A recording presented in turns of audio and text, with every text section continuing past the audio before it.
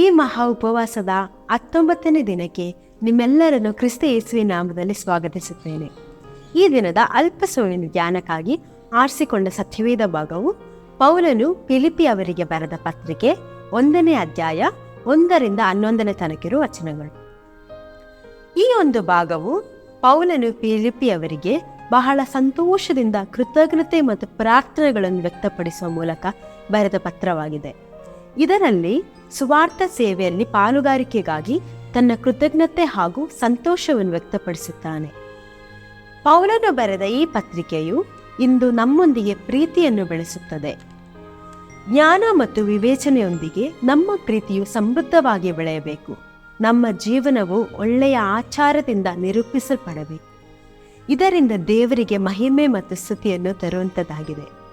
ನಮ್ಮ ಈ ಸೇವೆ ನಾವು ಸಾರುವ ಸುವಾರ್ತೆ ಲೋಕಕ್ಕೆ ಹೊಳೆಯುವ ಸಾಕ್ಷಿಯಾಗಿರಬೇಕು. ಈ ಅಧ್ಯಾಯದಲ್ಲಿ ಮುಖ್ಯವಾಗಿ ಕಂಡುಬರುವ ಕೆಲವು ಅಂಶಗಳು. 1ನೇಯದು ಏಕತೆಯಲ್ಲಿ ಸೇವಕತ್ವ, ಸರ್ವೆಂಟ್ಹುಡ್ ಇನ್ ಯೂನಿಟಿ. ವಿಶ್ವಾಸಿಗಳಾದ ನಾವು ಪರಸ್ಪರ ಪ್ರೀತಿಯಿಂದ ಮತ್ತು ವಿನಯದಿಂದ ಒಟ್ಟಾಗಿ ಕೆಲಸ ಮಾಡಲು ಇದು ಪ್ರೋತ್ಸಾಹ ಮಾಡುತ್ತದೆ. 2ನೇ ಅಂಶ ನಾವು ನೋಡೋದಾದರೆ ಗ್ರಾಟಿಟ್ಯೂಡ್ ಆ್ಯಂಡ್ ಫೆಲೋಶಿಪ್, ಕೃತಜ್ಞತೆ ಮತ್ತು ಕೂಟಗಳು.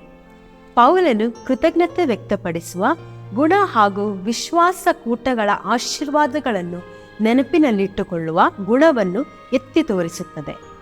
ಇದು ನಮ್ಮ ಜೀವನದಲ್ಲಿ ಬಹಳ ಪ್ರಾಮುಖ್ಯತೆಯ ಅಂಶವಾಗಿದೆ. ನಾವು ಕೃತಜ್ಞತೆ ಮನೋಭಾವವನ್ನು ಬೆಳೆಸಬೇಕು. ಸಹಭಾಗಿತ್ವ ಆಶೀರ್ವಾದಗಳನ್ನು ನಾವು ನೆನಪಿನಲ್ಲಿಟ್ಟುಕೊಳ್ಳಬೇಕು.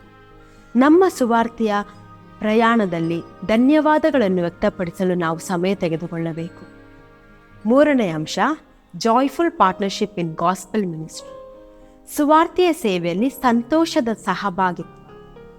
ಸುವಾರ್ತೆಯನ್ನು ಹರಡುವುದರಿಂದ ಬರುವ ಸಂತೋಷ ಇಲ್ಲಿ ವ್ಯಕ್ತಪಡಿಸುತ್ತದೆ. ಪೌಲನು ಪ್ರಾರಂಭಿಸಿದ ಈ ಕೆಲಸವನ್ನು ನಾವು ಮುಂದುವರಿಸಿ ಪೂರ್ಣಗೊಳಿಸಬೇಕು. ದೇವರು ನಂಬಿಗಸ್ತನಾಗಿದ್ದುಕೊಂಡು ಉತ್ತಮ ಕಾರ್ಯಗಳನ್ನು ನಮ್ಮಿಂದ ಮಾಡಿಸಲು ಬಲಶಾಲಿಯಾಗಿರುತ್ತಾನೆ. ಕ್ರಿಸ್ತನು ಬರುವ ದಿನಗಳಲ್ಲಿ ನಾವು ಸರಳರಾಗಿಯೂ ನಿರ್ಬಲರಾಗಿಯೂ ಯೇಸು ಕ್ರಿಸ್ತನ ಮೂಲಕವಾಗಿರುವ ಸುನೀತಿ ಎಂಬ ಫಲದಿಂದ ತುಂಬಿದವರಾಗಿ ಕಾಣಿಸಿಕೊಂಡ ದೇವರಿಗೆ ಘನತೆಯನ್ನು ಸ್ತೋತ್ರವನ್ನು ತರುವಂಥದ್ದಾಗಿರಬೇಕು. ಉಪವಾಸದ ಈ 50 ದಿನಗಳು ಪೌಲನ ಜೀವನದಿಂದ ಕಂಡಂಥ ಅಂಶಗಳು ನಮ್ಮ ಜೀವನದಲ್ಲಿ ಅಳವಡಿಸಿಕೊಂಡು ಸುವಾರ್ತೆಯ ಸೇವೆಯಲ್ಲಿ ನಾವು ಪ್ರತಿಯೊಬ್ಬರೂ ನಮ್ಮನ್ನು ನಾವೇ ತೊಡಗಿಸಿಕೊಳ್ಳೋಣ. ಪ್ರೀತಿಯಿಂದ ಪರಸ್ಪರ ದೇವರ ಸಂತೋಷವನ್ನು ಹಂಚಿಕೊಡು. ದೇವರು ನಮ್ಮೆಲ್ಲರನ್ನು ಆಶೀರ್ವದಿಸಲಿ.